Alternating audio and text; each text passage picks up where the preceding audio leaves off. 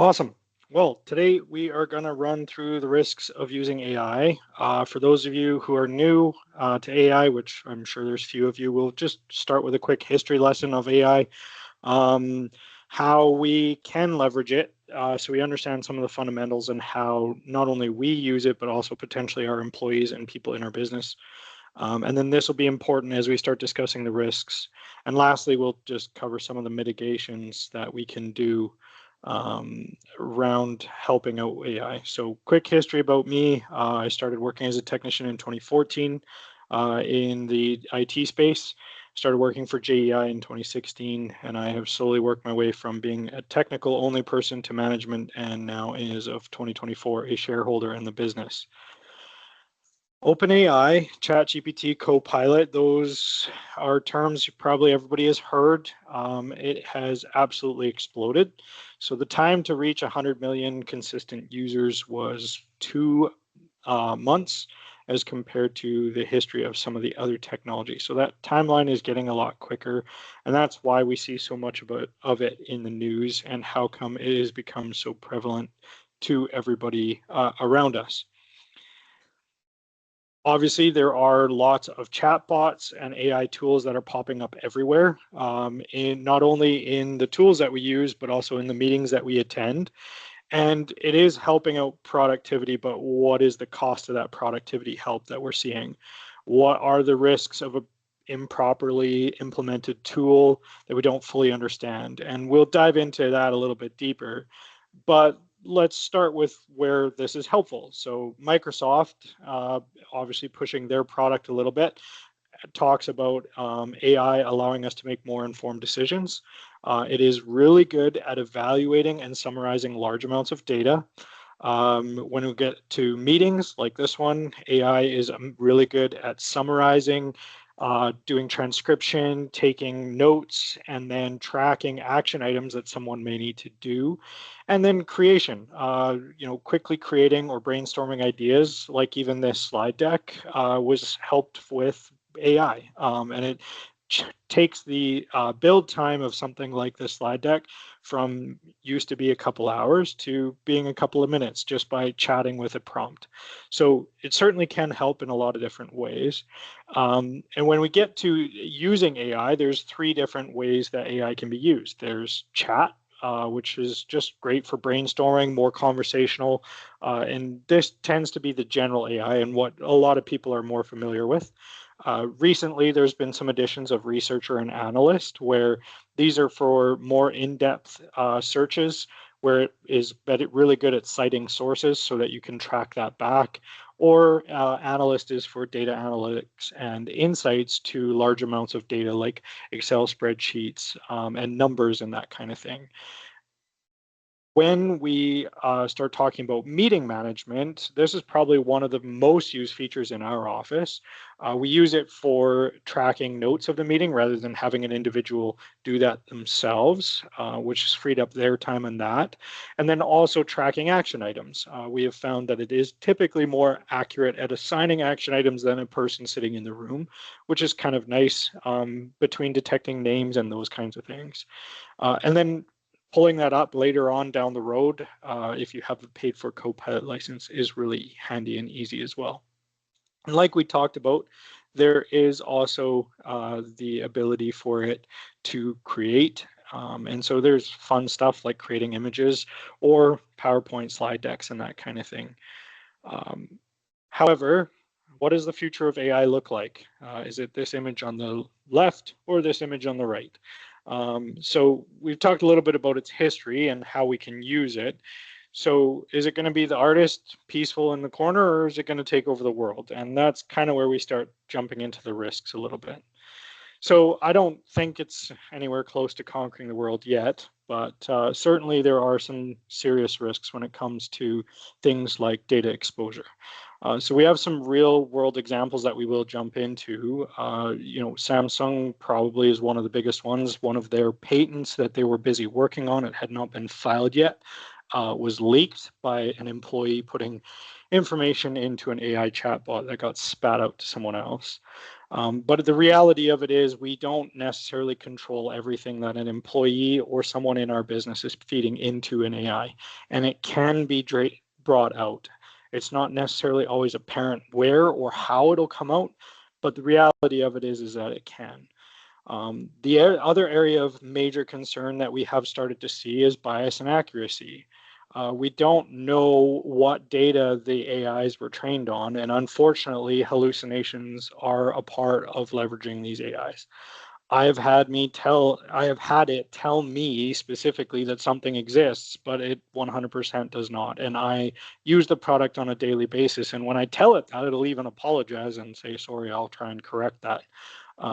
But that is just inherently built in, especially when a lot of these AIs are designed to be generative. If it doesn't know the answer, it is in its instruction set, it is to generate an answer. And I try not to get into complex topics like AI weighting, but essentially the data that it was trained on does get weighted, and correction for those weights and those biases is not an easy task. And anybody on this who's a parent of a child will also know what how hard of a balancing act that is with a child. And think of it not obviously like a child, but to some degree, that's essentially what these companies are trying to do, of correct for biases, but at the same time, it's really hard to walk that fine line. Recently, we have started to see hackers leveraging these AI tools in many different ways. Probably the first and foremost that we've seen it is that they are using it to come up with better attacks. We've seen them use it to get more in-depth research for businesses, and get that research quicker and easier. AI can make links and search through different pages that would take me hours to do in minutes and seconds. And so I can start searching for a business and a place and a person to try and target my attack a lot easier and quicker. The other area that we are starting to see some growth in, I recently saw it at my conference I was at in San Diego last week, and that's called an agentic cyber attack. And essentially, from a simple chat prompt of directing where you wanted to target, uh, the AI did all of the heavy lifting. It not only did the research for the attack, but it actually went so far as to try and find vulnerabilities and even attempt to test some of those vulnerabilities. Now, this was more of a proof of concept. It wasn't a live, an actual proven agentic attack, but the proof of it was that it is a possibility with the technology that we have today. And so there is a rise of that cybersecurity being a threat. And then obviously, then lastly, we compliance risk. So Phil, you asked a question um, about is it important for us to have an AI usage policy? And the short answer is yes. Again, it's a much larger topic, and we are going to get a little bit more into that. But essentially, there are lawsuits and laws around AI data usage and how businesses are controlling that, as well as how the AI companies are leveraging that data. It's not just applying to AI businesses, it's also applying to how businesses are leveraging AI, that are opening up your business to risk from the lawsuit and law perspective, especially if we don't have those preventative measures and that knowledge in place. So when we turn an AI on for a user in our business, or someone just starts using a free one on the internet, what are four things that we need to talk about? And so the first one is access to sensitive data. So what is the user putting into the model, and what does not only the AI have access to, but the user through the AI have access to? And this is not a straightforward question. A lot of this will depend on your business, what AI solution you're using, what the policies are up around that, and a much more in-depth conversation. But that's kind of just the start of this, of like, okay, so not only are we talking about what does the AI have access to, but also what the user is putting into it in terms of data, and then also what could that user ask that AI to give it info for. And we'll get into some things like Copilot, some of the safeguards that Microsoft has put in around Copilot. But not a lot of the other AIs have those guardrails pre-built in. So then the next one is information put into it. How is that controlled? Like, is there any rules around how that data can be shared? So if user X, who's the CEO, puts in confidential information, can user Y, who's not the CEO, access that information? How is that information shared or controlled in the sharing between each user and then also through the AI? If I ask the AI to give me that information, does it just hand it over, or are there permissions and safeguards built in? And then shadow. So regardless of whether or not you have an AI policy, the reality of it is somewhere along the line, an employee or multiple employees have opened up an AI at your business and asked it questions. Whether those are business related or not is dependent, and we wouldn't ever really necessarily know that. But a question becomes of, do we know what our employees are doing on each one of their computers? Do we know what tools they are or are not using? And shadow IT is one of the fastest growing sectors of concern in businesses for 2025. And then lastly is the deletion or manipulation of data. So if the first three didn't concern you, what kind of safeguards do we have in place if AI makes a change to sensitive information, or if it goes as far as to delete that data? Is there policies and governance in place inside your business? What does that look like at a legal standpoint? We're still kind of at the early stages of this and haven't seen a whole lot of this play out. But those are some of the questions that we're asking as experts in, well, not experts, but as people with knowledge in the space. And then we go ahead, and I want to slide this in kind of as a little bit of a side note, but we have seen an attack recently on this at a customer where they received an email about the Windows 10 end of life. It was very well crafted. I obviously have no way of proving that it was written with AI, but I wouldn't be surprised if it was. And essentially, I just want to highlight that this will likely become a heavier avenue of attack in the next couple of months. While I don't expect a full agentic attack that we were just talking about where an AI is actually doing the attack, but I do expect very specially crafted, targeted attacks via email, text messages, or some other way of communication where they are telling you, hey, this is out of date, your system needs to be updated, can we remote on, can we do something? And it has real world impacts of ransomware, phishing, and data loss. We do know of an attack where the attacker was talking to someone over the phone and live using AI to overcome some of that user's objections. It came out in a conversation when it was transferred to another one of our employees. So some of the other risks is companies that do adopt AI that we've seen, they don't check that data is properly secured or classified. And so Copilot, like I said, does have an advantage here in that it does respect permissions that you've set up inside of Microsoft 365. So if I have access to a management share, but another employee doesn't, Copilot will respect that. But one of the other areas that we have seen a massive amount is data retention. So retention is important for accuracy.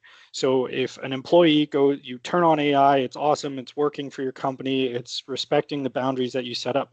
But an employee goes and asks the AI to return a safety policy. What we have seen is it not necessarily return the most latest and greatest result.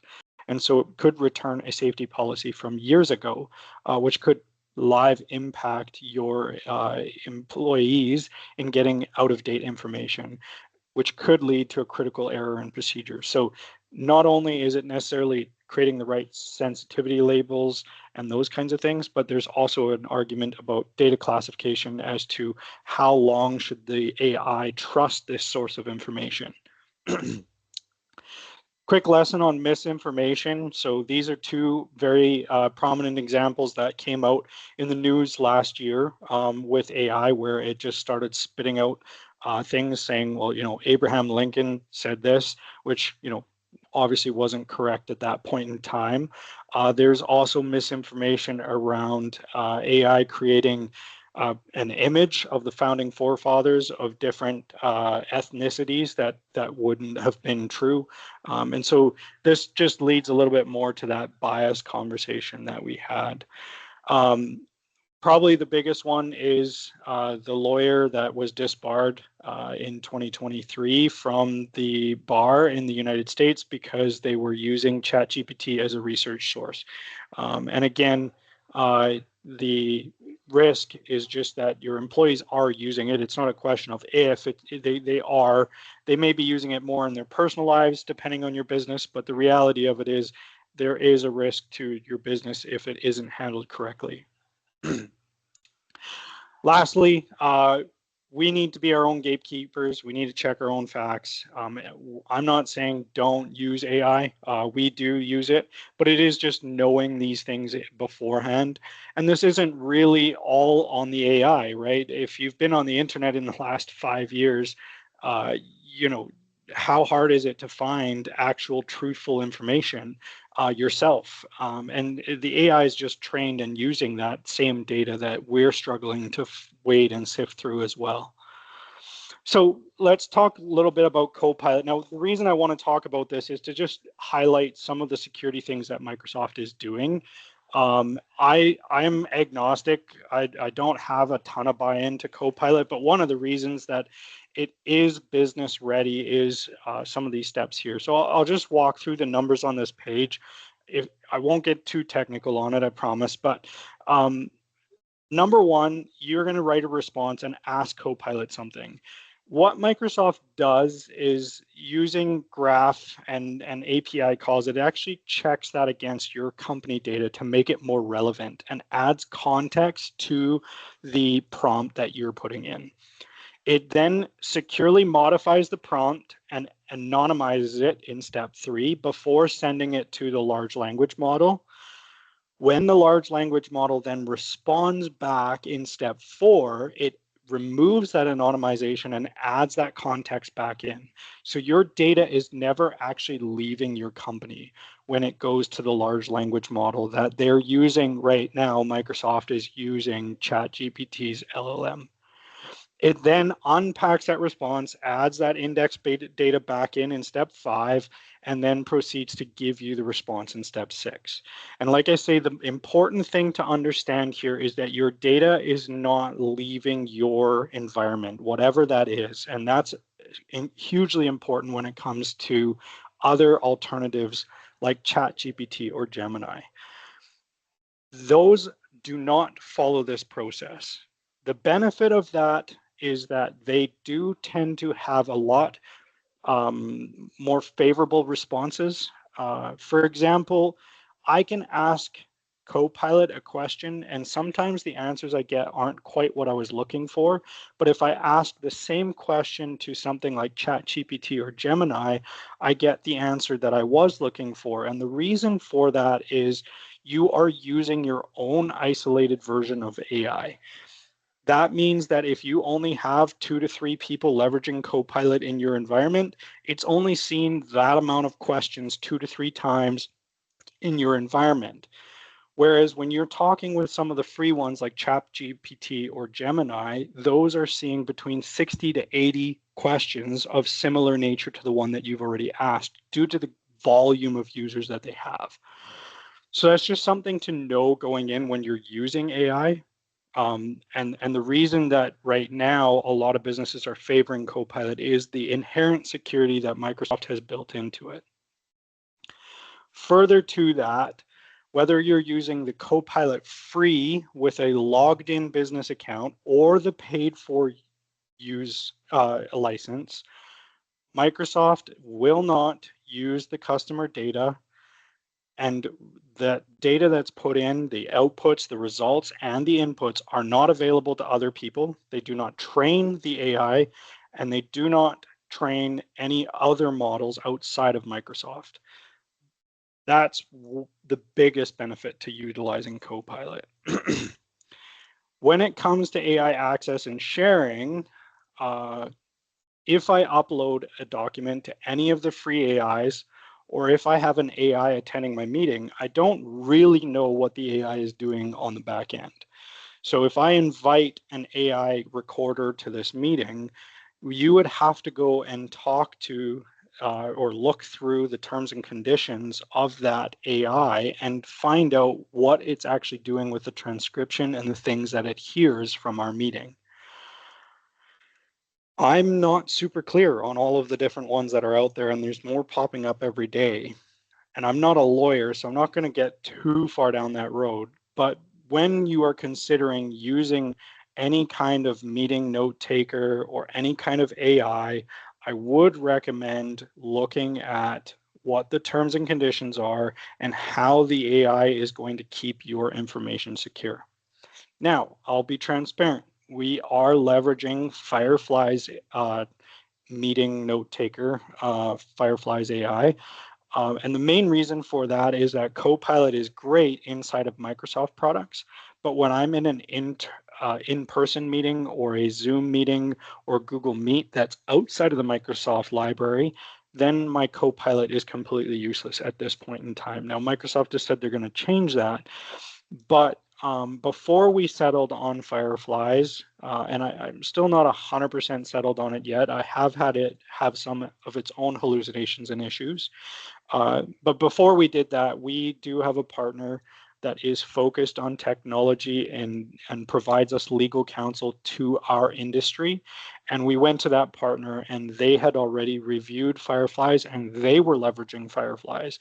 And they were the ones that recommended that their terms and conditions were pretty nice around segmenting our data off. But that's just some of the steps that you can do is taking that forward. So stepping forward though, like what are some of the things that you can do if you are considering AI or deploying a system or protecting your own employees in this time with all of the AI? So before deploying a system, it's important to take initial security steps. Such as conducting risk assessments or identifying any potential vulnerabilities, making sure that your systems are up to date, and setting up the system secure by default. So making sure that not everybody has access to everything. You know, if you have one single shared drive for the entire company and everything from financials to anything else is in there, there might have been a certain argument to be made that there was because of the bulk of information, people wouldn't necessarily find what they were looking for. But with AI now, it's just a quick prompt away. So making sure that those are segmented off properly before implementing AI that can access and read through each of those files. And then also understanding that AI, if it's not Copilot, is it going to understand those permissions that you have set up and not going to feed that? For example, if you are to implement Copilot and you have an accounting share set up and only people in accounting have access to that, Copilot will respect that boundary. But if you set up something like ChatGPT or Google Gemini, those security configurations, it won't necessarily know, and you have to define them before you import the data as to who has access to them. Not that I'm expecting a lot of you are doing that, but just these are just some general housekeeping rules, even as we're going through day to day with just regular computers. When it comes to this a little bit further, just best practices of least privilege and regular security training. Attending this webinar would be considered regular security training. You know, that is probably the biggest one that we can preach today is regular security training. We are seeing evolving attacks. And then the last one, consider continuous monitoring and response. A lot of our tools are doing this already, and we are looking at more to try and help with this. For example, we're looking at a browser-based tool that actually lives on a local browser that can prevent things like copying and pasting into certain websites. Why that's important is we have some companies that don't want to restrict employees from using AI at this point in time, and they haven't settled on paying for one for their entire company internally, but they do want to restrict what people can put into that AI. So if somebody has to type out something and they can't just copy and paste from a Word or Excel document, there's an argument to be made that that could be a mitigation or a step in the right direction for the interim period. So those are some of the things that we're considering and looking at for some of our customers that are asking for that. So best practices and what we have done internally for our team is create an AI usage policy. So we do have one. Again, it is created by a tech company that we work with. We can provide you a template for this and a starting ground if you don't have one internally. This is going to define and it should be part of your employee handbook, but define how your business is allowed to use AI and whether or not it's acceptable and what is acceptable to be used. If you don't have a policy, your employees can do whatever they want. And this isn't to say that they won't still do that, but at least you've done your best to do that. And that's where the second one comes in, of training your team on responsible AI use. This will be recorded, but we will be doing more of these. And this was a request from one of our customers already. But responsible AI use, things you should be doing, things you shouldn't be doing. And I would recommend that you partner with someone to assess your risks for your individual company. And we can, with a lot of the tools that we have in place already, block AIs, so we can block certain websites from being visited. But like I say, we've got other solutions that we're looking at where potentially we don't necessarily want to block that, but we want to limit what information can be uploaded, downloaded, copied, or pasted to those locations. Now, thank you for attending, but I did see a question from Huey. Should we be concerned when a meeting host outside of our company is using an AI meeting attendee for minutes? So inherently, no, like hopefully they've done their research, and there isn't going to be a whole lot, unfortunately, that we can do to prevent people from bringing their own AI meeting attendees. It is a good question to ask, especially if the nature of the meeting is sensitive. Does it have to be recording? Can you turn it off? I've had people do that. I have, again, an AI chatbot that attends all of my meetings. A lot of them are not sensitive. A lot of them are sales based, and I've had people ask me to turn it off, and I'm usually like, okay, I'll just go back to taking notes. It's usually not a huge deal. I just take down my own handwritten notes for that meeting. For me personally, it hasn't been critical of no, the AI has to be in the meeting, but it is something to be aware of. And if the meeting is sensitive, it may be a conversation to have of, hey, do we have to have this? Can we remove it from this meeting for XYZ reasons?